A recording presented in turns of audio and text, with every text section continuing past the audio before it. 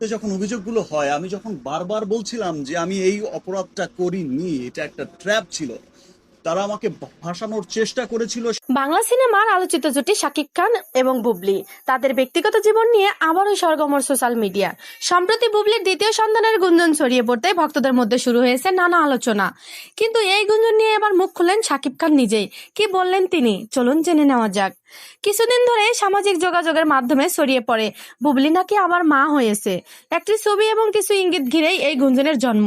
ভক্তদের কেউ কেউ বিষয়টি সত্যি ধরে নিয়েছে, অভিনন্দনও জানাতে শুরু করেছে। কিন্তু বিষয়টি নিয়ে চুপ থাকেননি শাকিব খান।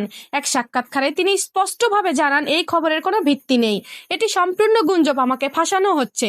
তার এই বক্তব্যের পরে অনেকটা পরিষ্কার হয়ে যায় পুরো বিষয়টি। অন্যদিকে বুবলিও সরাসরি কিছু বলেননি।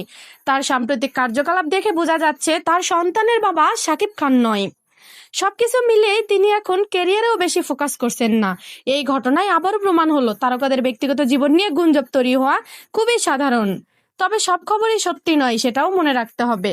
শাকিব খান ও বুবলির সম্পর্ক সবসময় দর্শকদের আগ্রহে ছিল। তাদের একসাথে কাজ, ব্যক্তিগত জীবন সবকিছু নিয়েই মানুষের কৌতূহল।